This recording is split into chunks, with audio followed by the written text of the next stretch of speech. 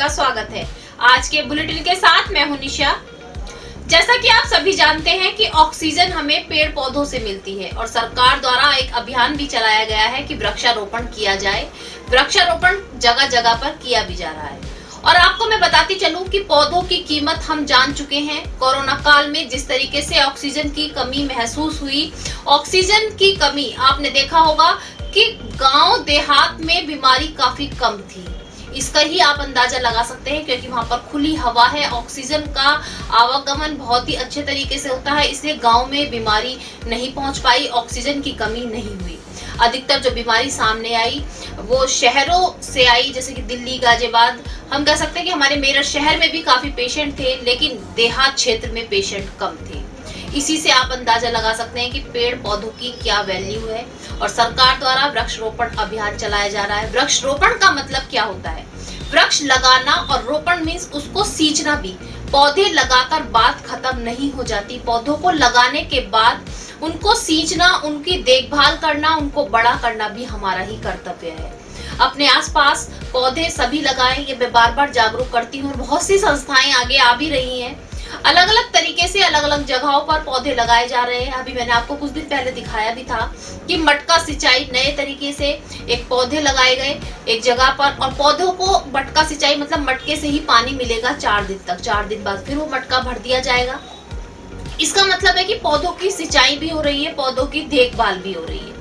लेकिन बहुत सी जगहों पर यह भी देखने को मिलता है कि पौधे लगा तो दिए जाते हैं लेकिन उनको पानी नहीं मिलता, उनकी सिंचाई नहीं होती, जिसके कारण से वो कुछ समय बाद सूख जाते हैं, बेकार हो जाते हैं। तो आज मेड़ दर्शन परिवार की ओर से मैं आप सभी लोगों से यही कहना चाहूंगी कि अपने आसपास एक पौधा लगाने का सभी संकल्प लें और सभी को जागरूक भी करें कि पेड़ पौधे जरूर लगाएं। किसी भी अपने ओकेजन पर आप पौधा लगा सकते हैं, किसी भी यादगार के रूप में आप एक पौधा लगा सकते हैं, लेकिन पौधा लगाकर उसको भूले ना। पौधा लगाने के साथ साथ उसका ध्यान भी रखें, उसकी सिंचाई भी करें, उसकी निराई भी करें ताकि वो पौधा जल्द से जल्द बड़ा हो और आपको छाया, फल, जिसका भी आपने पौधा लगाया हो उसका सुख दे सके, साथ साथ ऑक्सीजन भी दे सके।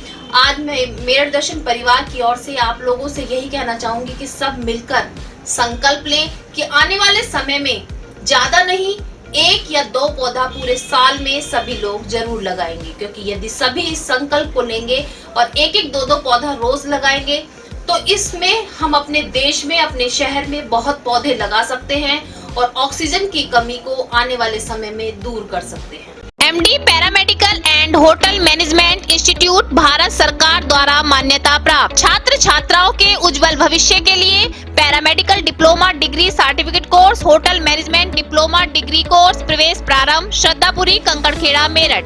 MD paramedical and hotel management institute लाया है एक ही छत के नीचे छात्र छात्राओं का उज्जवल भविष्य।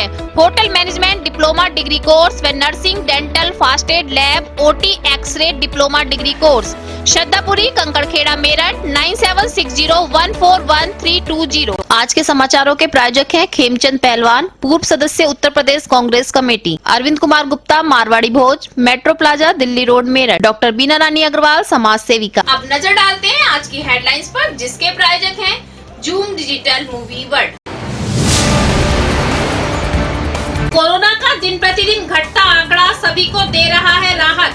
मंगलवार को कुल 1 कोरोना पॉजिटिव मरीज आया सामने, आंकड़ा पहुंचा 66,437। मरने वालों की संख्या 800 पर रुकी। अब तक एक्टिव केस हैं 75। कोरोना से लगातार जंग है जारी। मैनकाइंड फार्मा व बंसल फार्मा कोरोना काल में लगातार दे रहे हैं स्वास्थ्य सेवाएं।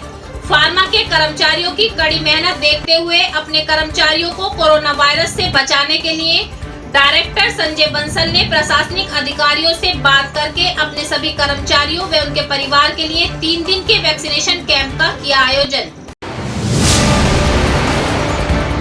आम आदमी पार्टी जिला मेरठ के सभी सदस्यों ने कमिश्नरी पार्क पर इकट्ठा होकर जिला अध्यक्ष अंकुश चौधरी के नेतृत्व में उत्तर प्रदेश में जीवन रक्षक मेडिकल खरीद में करोड़ों के घोटाले को लेकर कार्यवाही करने के लिए जिलाधिकारी के माध्यम से राज्यपाल को भेजा ज्ञापन। राज्य महिला आयोग की उपाध्यक्ष श्रीमती सुषमा सिंह पहुंची मेरठ। कोविड-19 के चलते जिला महिला चिकित्सालय एवं महिला थाना मेरठ का किया निरीक्षण। गर्भवती महिलाओं के हित में संचालित योजनाओं की भी की समीक्षा। बरतापुर इलाके में ट्रांसमिशन इलेक्ट्रॉनिक हाउस में लगी भीषण आग। तेज धमाके के साथ धुंधु करके जली मशीनें। क्षेत्र में मचा हड़कंप। मौके पर पहुंची दमकल की गाड़ियों ने काफी मशक्कत के बाद आग पर पाया काबू। नहीं हुआ जान का नुकसान। पश्चिमी उत्तर प्रदेश उद्योग व्यापार मंडल के महामंत्री विपुल सिंघल के नेतृत्व में संस्था के सभी पदाधिकारी व सदस्य पहुंचे गावड़ी गांव स्थित काली नदी चल रही सफाई अभियान में किया श्रमदान व किया पौधारोपण। थाना सदना क्षेत्र के दबथुआ गांव में दिन दहाड़े 20 वर्षीय युवक की दुकान में घुसकर अज्ञात बदमाशों ने गोली मारकर की हत्या। क्षेत्र में फैली सनसनी। मौके पर पहुंची पुलिस। पोस्टमार्टम के लिए भेजा शव। परिजनों का आरोप लूट का विरोध करने पर की गई हत्या। NAS कॉलेज मेरठ के पर्यावरण क्लब, एक्टिविटी क्लब व साहित्यिक सांस्कृतिक परिषद के तत्वाधान में विद्यालय परिसर में किया गया वृक्षारोपण व मां गंगा की स्वच्छता एवं निर्मलता के प्रति जन समूह को जागरूक करने के लिए की गई परिचर्चा व किया गया सभी को जागरूक। अब खबरें विस्तार से। कोरोना महामारी का प्रकोप जितना भयानक था सभी जानते हैं, उस महामारी के प्रकोप ने बहुत से अपनों को हमसे छीन लिया। जी हाँ, उसके बाद भी अब जो इसका एक रामबाण इलाज है वो निकल कर आया है वैक्सीनेशन। और वैक्सीनेशन कराने के लिए सरकार सभी से अपील भी कर रही है, सभी को जागरूक भी कर रही है और जगह जगह पर कैंप भी लगाए जा रहे हैं कि सभी आगे बढ़ें और वैक्सीनेशन कराएं ताकि हम इस कोरोना महामारी को जड़ से खत्म कर सकें। लेकिन आज मैं आपको बताती हूँ कि कंपनियों में आदेश तो दिए गए अपने कर्मचारियों को कि सभी वैक्सीनेशन करा लें, कोरोना महामारी का वैक्सीनेशन कार्ड लेकर ही अपनी अपनी कंपनी में पहुंचे। लेकिन किसी भी कंपनी ने ये आगे बढ़कर नहीं दिखाया कि कंपनी में काम करने वाले सभी वर्कर उनके परिवार की तरीके से हैं, उनके परिवार का हिस्सा हैं।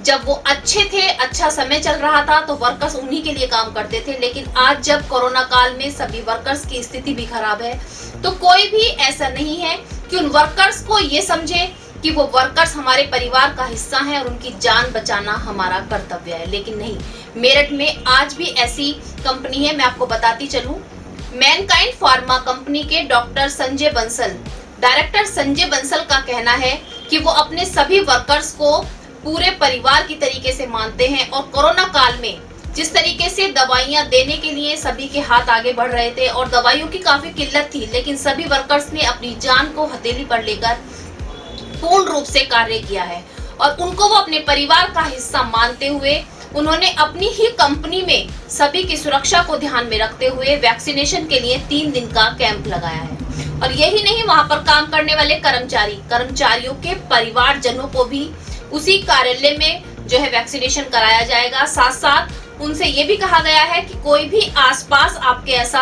आपका रिलेटिव हो जिसको वैक्सीनेशन कराना हो, वो कार्यालय में आकर वैक्सीनेशन करा सकता है।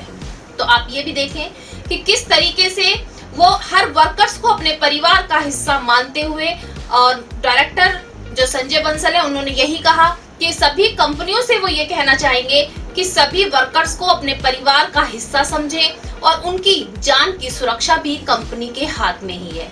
उनका मानना था और सभी को उन्होंने संदेश भी दिया। लेकिन मैं भी आज यही कहना चाहूंगी मेरठ चैनल के माध्यम से, कंपनी द्वारा वर्कर से कहा जा रहा है कि कार्ड लेकर वैक्सीनेशन कराकर जब कंपनी में आए, अदरवाइज आप अपने घर बैठे।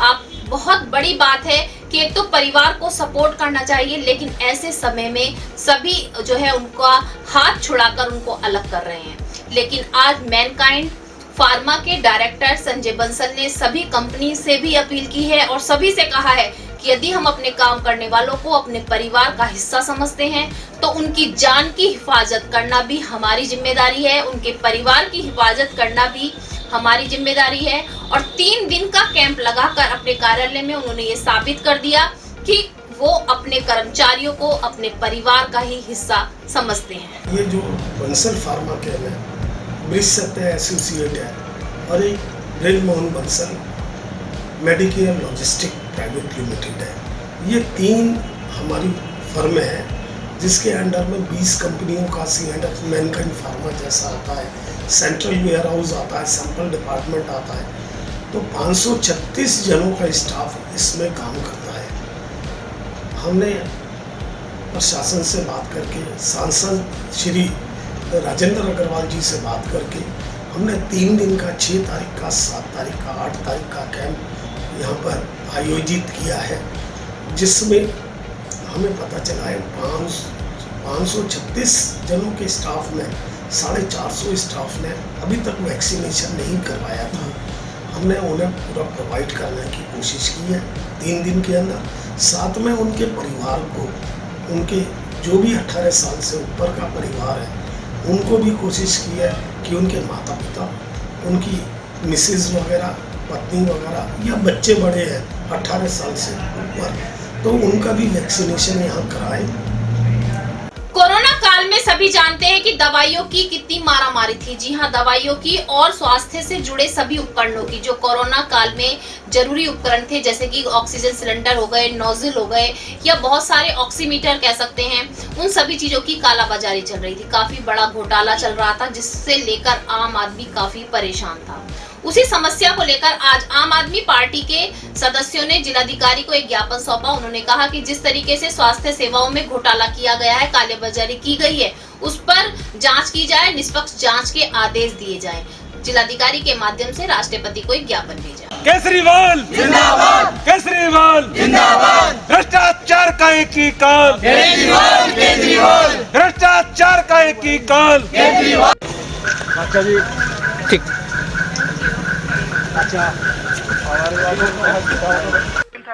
डीएम साहब के हम लोग इस मांग को लेकर आए हैं कि जो तीसरी लहर जो आने की संभावना है, जिसमें बताया गया है कि बच्चे सबसे ज्यादा प्रभावित होंगे, जहां उस लहर के निपटने की तैयारी की जानी चाहिए थी, वहीं ये भ्रष्टाचार की तैयारी कर रहे हैं। 58 करोड़ का एक टेंडर दिया जाता है ऐसी कंपनी को जो ब्लैक लिस्टेड है, उसमें 10 लाख रुपए का जो वेंटिलेटर दूसरी सरकारों ने खरीदा, यहाँ उसको 20 लाख में ये लोग खरीदते हैं। पेड़ पौधे हमारे लिए बहुत जरूरी हैं, ये तो मैंने अभी आपको बताया और बार बार बताती हूँ कि पेड़ पौधों से हमें ऑक्सीजन मिलती है, दवाइयाँ मिलती हैं, छाया भी मिलती है, और बहुत से पेड़ पौधे हमारे लिए बहुत जरूरी हैं, क्योंकि छोटी मोटी बीमारियों में आयुर्वेदिक का काम करते हैं। उसी तहत में जगह जगह पर पौधारोपण कार्यक्रम भी किया जा रहा है, जगह जगह पर पौधे लगाए जा रहे हैं। और आज उसी कड़ी में NS कॉलेज के पर्यावरण क्लब, एक्टिविटी क्लब द्वारा एक कार्यक्रम का आयोजन किया गया, जिसमें कॉलेज परिसर में ही आज बहुत से पौधे लगाए गए, जैसे जामुन, नीम और पीपल के पौधे लगाने के बाद उनके संरक्षण की भी जिम्मेदारी दी गई। दूसरी ओर मैं आपको बताती चलूं, कॉलेज में एक परिचर्चा का भी आयोजन किया गया, जिसमें जिस तरीके से गंगा का पानी प्रदूषित होता जा रहा है, उसी में शव डाले जा रहे हैं। कोरोना काल में काफी शव उसमें बहकर आ रहे थे। दूसरी ओर कि पूजा की जो बेकार चीजें होती है, बहुत से लोगों का मानना होता है कि गंगा में डाल देते हैं, खंडित मूर्तियां गंगा में डाल देते हैं। उन्हीं सभी विषयों को लेकर के चर्चा की गई और बताया गया, सभी को जागरूक भी किया गया और कहा कि आगे भी सभी को जागरूक करें कि गंगा के पानी को दूषित होने से बचाएं। जो इस तरीके की चीजें हैं, गंगा के पानी में ना डालें, उसको स्वच्छ बनाएं, निर्मल बनाएं।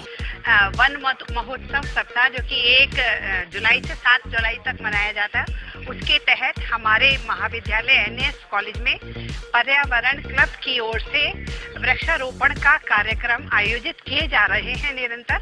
उसी की श्रृंखला में आज और एक वृक्षारोपण का कार्यक्रम यहाँ पे आयोजित किया गया है।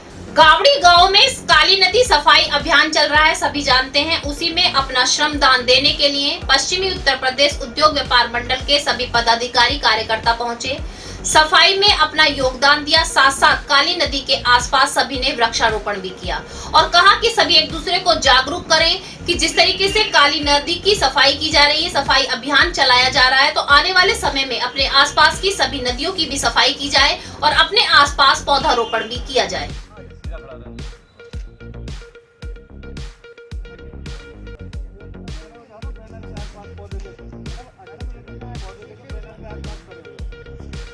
वृक्षारोपण करने का उद्देश्य ये है कि जिस उद्देश्य के साथ श्रीमान आलोक सिन्हा जी द्वारा मेरा शहर मेरी पहल का गठन किया गया था कि शहर मेरा है, मुझे पहल करनी है।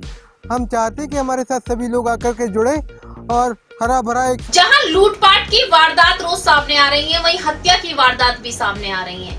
जी हाँ, मैं आपको बताती चलूं, सरधना थाना क्षेत्र के दबथुआ गांव में दुकान पर काम कर रहे 20 वर्षीय एक युवक को गोली मारकर हत्या कर दी गई।